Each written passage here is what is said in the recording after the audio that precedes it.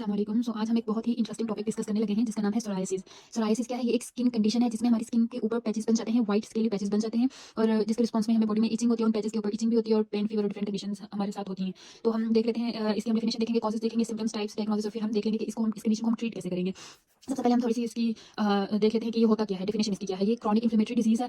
Chronic है मतलब ये कुछ टाइम के बाद लाइक 1-2 वीक के बाद ठीक नहीं होगी, क्रॉनिक लाइक सालों तक चल सकती है। इन्फ्लेमेटरी है, इसमें स्किन में हमारी इन्फ्लेमेशन हो सकती है और ये एक स्किन डिजीज है। ये इस हमारे जॉइंट्स को भी इन्वॉल्व कर सकती है। अगर जॉइंट को इन्वॉल्व करेगी तो हम कहेंगे आर्थराइटिक सोरायसिस। और ये हमारे नेल्स को भी इन्वॉल्व कर सकती है। ये हमारे इंटरनली भी हमें डायबिटीज कॉज कर सकती है, जिसकी वजह से हमें डिप्रेशन हो सकता है और बीपी का मसला भी हो सकता है। तो फिर हम इसके सिम्पटम्स देख लेते हैं कि ये कैसे क्या-क्या सिम्पटम्स होंगे। स्किन के ऊपर जहाँ पे पैचेस बने होंगे वहाँ पे रेडनेस होगी, रेड पैचेस होंगे, फिर उन पैचेस की थिकनेस होगी, थिक हो जाएंगे और फिर वो सिल्वरी एक स्केल्स की फॉर्म में आ जाएंगे, व्हाइट स्केल्स जैसे सिल्वर कलर की जो स्केल्स होती है उस तरह की। अब लास्ट में मैं पिक्चर्स भी अटैच कर लूँगी, आपको ज़्यादा अच्छा समझ आ जाएगा उससे देख के कि दिखने में कैसे होते हैं। हम दिखने में ही इसको डायग्नोस कर सकते हैं कि ये हमें सोरायसिस है।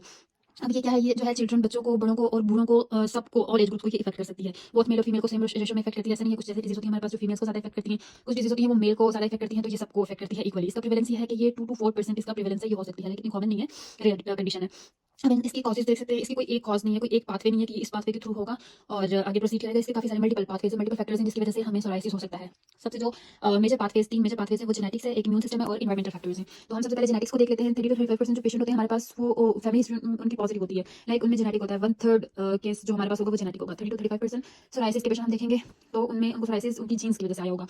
इम्यून सिस्टम अगर हम देख लें कि इम्यून फैक्टर कौन से इन्वॉल्व होते हैं, तो हमारी जो स्किन होती है, स्किन की सबसे ऊपर जो लेयर होती है वो एपिडर्मिस होती है। थोड़ा सा हम पहले ये समझ लेते हैं। उसके बाद डर्मिस होती है और उसके बाद नीचे फैटी लेयर होती है। जो डर्मल लेयर होती है ना, उसके अंदर ब्लड सप्लाई सारी आ रही होती है और जा रही होती है। हमारी नॉर्मल जो स्किन होती है, स्किन हमारी शेड करती है। नॉर्मली कैसे शेड करती है? 30 to 50 डेज में। 50 दिन के अंदर अंदर हमारी जो ऊपर वाली जो लेयर होती है स्किन, वो डेड होकर शेड हो जाती है और न्यू स्किन आ जाती है। लेकिन सोरायसिस में ऐसे होता है कि जो स्किन की टर्नओवर है वो फास्ट हो जाती है। लाइक 30 to 50 डेज नॉर्मल है, तो सोरायसिस में होगा 5 to 7 डेज तक हमारी स्किन शेड होना स्टार्ट हो जाएगी और स्किन बार बार चेंज होना स्टार्ट हो जाएगी। तो क्या होगा कि इसके रिस्पॉन्स में जो upper layer of the skin है उसमें थिक स्केल्स बन जाएंगे। जब जल्दी स्किन ग्रो करेगी तो ऑब्वियसली स्किन की थिकनिंग होगी और वो स्केल्स की फॉर्म में आ जाएगी। जब स्किन की जल्दी थिकनिंग होगी तो फिर हमारे ब्लड सर्कुलेशन भी इंक्रीज होगी। ये कैसे इंक्रीज होगी? हमारी एपिडर्मल लेयर है, ये जब जल्दी अपना रिस्पॉन्स कर रही है, जल्दी प्रोड्यूस हो रही है, तो इसके जल्दी प्रोड्यूस होने के लिए इसको कोई सपोर्ट भी तो चाहिए ना, सपोर्ट सिस्टम भी तो इसको चाहिए और वो इसको डर्मल लेयर से मिलेगा क्योंकि वहाँ पे वेसल्स होती है, वहाँ पे ब्लड वेसल्स होती है, वो ब्लड सप्लाई जल्दी करेंगी तो ब्लड सर्कुलेशन इंक्रीज होता जाएगा, जिसके रिस्पॉन्स में रेडनेस भी होगी और जब रेडनेस होगी तो ऑब्वियसली फिर स्किन थिक हो जाएगी, थिकनेस भी होगी। इसका इम्यून फैक्टर्स है। फिर हम एनवायरमेंटल फैक्टर्स देख लेते हैं। एनवायरमेंटल फैक्टर्स में क्या आता है कि अगर कोई पेशेंट स्मोकिंग करता होगा या वो अल्कोहल कंजम्पशन करता होगा या वो ओबीस होगा तो मोस्ट प्रोबेबली ये उसको चांसेस हैं कि उसको सोरायसिस हो सकता है। इसके अलावा क्या है कि अगर स्ट्रेस है, डिप्रेशन है, एंजाइटी है, मतलब साइकोलॉजिकल भी कंडीशंस होती हैं जो कि सोरायसिस कॉज कर सकती हैं। इसके अलावा मेडिकेशन से कुछ जैसे कि बीटा ब्लॉकर मेडिकेशन अगर कोई ले रहा है या कोई लिथियम का इंटेक कर रहा है या एंटी मलेरिया मेडिकेशन कोई ले रहा है, तो ये फैक्टर्स भी हैं जो कि सोरायसिस कॉज कर सकते हैं। इसके अलावा काफ़ी और भी माइनर फैक्टर्स होते हैं जो कि इसमें इन्वॉल्व हो सकते हैं। अभी हम देख लेते हैं कि कौन सी हमारी ऐसी साइट्स हैं जहाँ पे हमें सोरायसिस होता है। तो सबसे कॉमन जो साइट है वो है बोनी, मतलब बोनी प्रोमिनेंस में हमें ज़्यादा चांसेस हैं कि बोनी प्रोमिनेंस में ज़्यादा सोरायसिस होता है। बोनी प्रोमिनेंस मतलब एल्बो में, नीज में, लेग्स में और लोअर बैक में। फिर अगर हमें हमें कैसे पता चलेगा कि इस पेशेंट की नेल्स की भी इन्वॉल्वमेंट हुई है? सोरायटिक पेशेंट है लेकिन इसके नेल्स भी इन्वॉल्व है।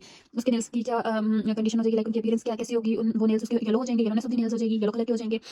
वो नेल बेड से सेपरेट हो जाएंगे, लाइक गैप आ जाएगा नेल में और नेल बेड के बीच में, और नेल की जो प्लेट है उसकी थिकनेस हो जाएगी और नेल पिटिंग, लाइक छोटे-छोटे सुराख ऊपर हो जाएंगे जिसको हम नेल पिटिंग कहते हैं। तो हमें पता चलेगा कि इसके नेल्स भी इन्वॉल्व हैं। फिर हमें सोरायटिक अर्थराइटिस कौन सी कंडीशन होती है कि जब जॉइंट्स को भी इन्वॉल्व कर लेता है सोरायसिस। स्मॉल जॉइंट से स्टार्ट होता है फिर आपके लार्ज जॉइंट्स तक प्रोसीड करता है, तो उस कंडीशन को हम कहते हैं ये है सोरायटिक अर्थराइटिस। इसमें आपको इचिंग भी होती है और ऑब्वियसली पेन भी होता है। फिर हम इसके टाइप्स को डिस्कस कर लेते हैं। इसके टाइप्स में हमारे पास आ जाता है plaque psoriasis, guttate psoriasis, pustular psoriasis, inverse psoriasis, nail, और ये हम पढ़ चुके हैं सोरायसिस और सोरायटिक अर्थराइटिस, ये तो हम डिस्कस कर चुके हैं। नेल और सोरायटिक इन चारों को डिस्कस कर लेते हैं। तो सबसे पहले अगर हम प्लैक सोरायसिस देख लें तो ये हमारे पास स्मॉल प्लैक भी होते हैं और लार्ज प्लैक भी होते हैं। स्मॉल अगर 3 सेंटीमीटर से कम एरिया में फैले होंगे तो उसको हम कहेंगे कि ये स्मॉल प्लैक है। अगर 3 सेंटीमीटर से ज़्यादा एरिया में फैले होंगे तो उसको हम कहेंगे कि ये लार्ज प्लैक्स है और ये ज़्यादातर होते हैं बोनी प्रोमिनेंस में और ये स्काल्प पे भी हो सकते हैं। फिर कटेड सोरायसिस इसमें क्या होता है कि ज़्यादा चिल्ड्रन को इफेक्ट करते हैं और ये ना स्ट्रेप्टोकोकल इन्फेक्शन को फॉलो करते हैं। आपको अगर स्ट्रेप्टोकोकल इन्फेक्शन होगा, लाइक आपको थ्रोट इन्फेक्शन होगा, टीथ में हो सकता है, कोई भी ऐसा इन्फेक्शन होगा तो उसके 15-20 दिन बाद चांसेस हैं कि आपको कटेड सोरायसिस भी होगा और ये 10 to 20 ईयर्स के बच्चों को ज़्यादा इफेक्ट करता है। उसके बाद हम पस्टुलर देख लेते हैं, मतलब कि अगर पस है आपको, तो जो आपको पैचेस हैं उनके बीच में अगर पास है तो उसको हम पस्टुलर सोरायसिस कहेंगे। इसके सिम्पटम्स में fever, joint pain, body pain भी आ सकता है और इसको हम इमरजेंसी कंडीशन भी कह सकते हैं। फिर हमारे पास एक कंडीशन होती है जिसको हम कहते हैं इरिथ्रोडर्मिक सोरायसिस। सोरायसिस की टाइप है, अगर ये हमारी 90% से ज़्यादा बॉडी को इन्वॉल्व कर लेती है तो हम कहेंगे कि इरिथ्रोडर्मिक सोरायसिस है। फिर हम कहेंगे पामोप्लांटर सोरायसिस। पामोप्लांटर सोरायसिस कौन सी कंडीशन है कि ये हमारे हैंड्स और फीट को जब इन्वॉल्व करेगी तो हम इसको पामोप्लांटर सोरायसिस कहेंगे। स्काल को इन्वॉल्व करेगी तो हम स्काल सोरायसिस कहेंगे। सिबो सोरायसिस मतलब जब आपके सर में डैंड्रफ सोरायसिस दोनों मिक्स हो जाए तो इसको हम सिबो सोरायसिस कहेंगे। इसकी डायग्नोस हम कैसे करते हैं? डर्मेटोलॉजिस्ट जो होते हैं वो देख के पहचान लेते हैं कि ये सोरायसिस है, ये एक्जिमा है, ये डर्मेटाइटिस है, लाइक विजुअली इनके कुछ ऐसे डिफरेंसेस होते हैं कि जो एक्सपीरियंस डर्मेटोलॉजिस्ट होते हैं वो देखते साथ ही पहचान लेते हैं। अगर फिर भी ना पहचान सके तो स्किन बायोप्सी के थ्रू वो पहचान लेते हैं। फिर हम इसको ट्रीट कैसे करेंगे कि ट्रीटमेंट इसका डिपेंड करेगा सीवियरिटी के ऊपर और जो एरिया इन्वॉल्व होगा उसके ऊपर डिपेंड करेगा। अगर हमारे 10% से कम एरिया इन्वॉल्व है तो उसको हम हाई सोराइसिस कहेंगे, 10 to 15% एरिया इन्वॉल्व है बॉडी का तो उसको हम मॉडरेट सोराइसिस कहेंगे, 15% से ज़्यादा इन्वॉल्व है तो उसको स्फीयर कहेंगे, और अगर 90% से ज़्यादा हमारी बॉडी इन्वॉल्व है तो उसको हम कहेंगे एरिथ्रोडर्मिक सोराइसिस। अब हम इसके ट्रीटमेंट में क्या कर सकते हैं कि सबसे पहले तो आपने अपनी बॉडी को मॉइस्चर रखना है, लाइक अपनी बॉडी को मॉइस्ट रखना है, 24/7 मॉइस्चराइजर अप्लाई करते रहना है। उसके बाद एंटी एजिंग टैबलेट्स होती हैं वो यूज़ करनी है। इसके मेडिसिन में हमारे पास सैलिसाइलिक एसिड आ जाता है जो कि हम उन्हीं स्पॉट्स पे ही अप्लाई करते हैं, लाइक नॉर्मल बॉडी पे अप्लाई नहीं करना, जहाँ जहाँ आपको पैचेस होंगे उनके ऊपर अप्लाई करना है। उसके बाद एक बायोलॉजिकल ट्रीटमेंट होता है जिसमें इंजेक्शंस भी आपको लगते हैं और मेडिकेशंस भी दी जाती हैं। इसके अलावा हम इसको ट्रीट करने के लिए फोटोथेरेपी भी देते हैं, एक एक्साइमर लेजर थेरेपी होती है, उसके थ्रू भी हम इसको ट्रीट कर सकते हैं। उसमें ऑरल मेडिकेशन की वगैरह की जरूरत नहीं होती, ना टॉपिकल मेडिकेशन की जरूरत होती है, बस लेजर के थ्रू और रेज के थ्रू आपको ट्रीटमेंट मिल जाती है। उसके अलावा एक बहुत इंपॉर्टेंट चीज़ यहाँ पे डिस्कस करने वाली है कि आपने सेल्फ मेडिकेशन नहीं करनी। सेल्फ मेडिकेशन इसलिए नहीं करनी क्योंकि एक ऐसी कंडीशन है जो कि बहुत कॉम्प्लिकेटेड है, लाइक आप इसको किसी और से आप इसको ना स्किन एलर्जी से मिसअंडरस्टैंड कर सकते हैं, आप इसको एक्जिमा से मिसअंडरस्टैंड कर सकते हैं। तो सबसे पहले इसको डायग्नोस कराना है डर्मेटोलॉजिस्ट के पास जाके। उसके बाद आप जो वो आपको मेडिकेशन प्रिस्क्राइब करेंगे वो आपने लेनी है, सेल्फ मेडिकेशन नहीं करनी। स्टीरॉइड्स आपको देंगे और स्टीरॉइड देंगे तो उसको नो कहना है, और स्टीरॉइड नहीं लेने, उसके बहुत ज़्यादा साइड इफेक्ट्स हैं, तो भी स्टीरॉइड यूज़ करने हैं। और दूसरी बात ये कि आपने कोकोनट ऑयल डेली बेसिस पे घर होम केयर में ये है कि कोकोनट ऑयल यूज़ करते रहना है, और ये गंदी चीज़ नहीं है। That's it.